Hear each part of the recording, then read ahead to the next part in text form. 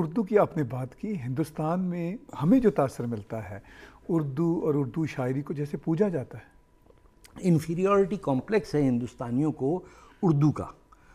ان کی زبان تھی وہ رکھتے، ہمارے پتہ نہیں پاکستان کیوں بھیج دیا. پاکستان کے لیے it was a instrument of colonial operation.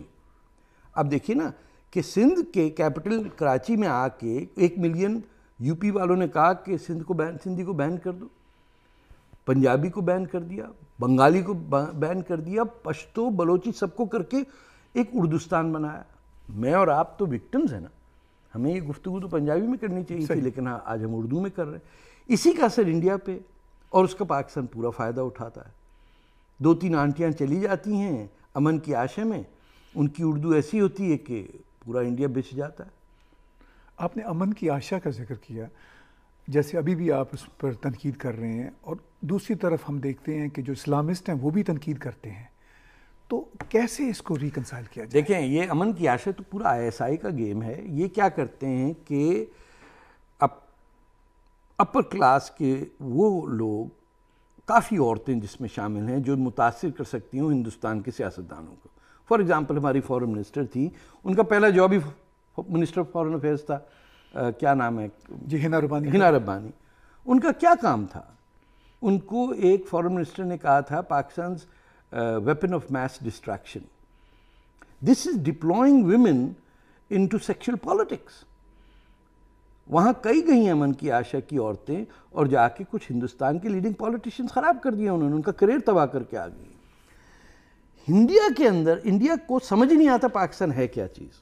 میں صحیح بتا رہا ہوں، میں ان کو منہ پہ کہہ کے آ رہا ہوں. بلکہ آپ تو اس موضوع پہ کتاب بھی لکھ رہے ہیں نا. ہاں. اب پرابلم ہے کہ ان کو دے ہیو نو آئیڈیا کہ وہاں زبان کیا چلتی ہے. ان سے کو بہاولپور کہاں ہے ان کو نہیں پتا. ان سے پوچھو سندھ کہاں ہے، دے ڈونٹ نو. جو سویلائزیشن اپنے آپ کو دریائے سندھ سے جوڑتی ہو اور اسے سندھ دریا کا نہ پتا ہو، جو یہ سمجھتے ہوں کہ ساری سویلائزیشن گنگا جمنا کی ہے، جبکہ ہے ساری لاہور اور پنجاب کی. انڈس ویلی آپ کی مراد؟ انڈس نہیں سر، جو ان کی ایپکس ہیں، مہابھارت. ہاں، دے آل ریٹن ان پنجاب. کرک شاستر کہاں ہے؟ پنجاب میں ہی ہے نا. انڈس کہاں سے آتا ہے؟ اوپر سے کشمیر سے لپیٹتے ہوئے انڈیا کا ویسٹرن بارڈر ہے. اس سے انڈیا والے سب بھول گئے ہیں کہ وہ کہاں ہے. آپ کسی سے پوچھیے، آپ کہتے ہیں پاکستان آکیوپائڈ کشمیر، تو گلگت تو آپ کا ہوا نا. تو کسی نے پروٹیسٹ کیا کہ وہاں 50,000 فوج کیوں نہیں ہے؟ وہ غفلت میں انڈیا کو پوچھتا ہی نہیں ہے. وہ اسی میں لگیں کہ ٹریڈ ہو جائے، پیاز سستا آ جائے. بالکل ایک بیپاری قسم کا اسٹیٹ آف مائنڈ ہے کہ پروفٹ کہاں ہے. When countries are only looking at profit, then گنڈا countries like Pakistan will kick their.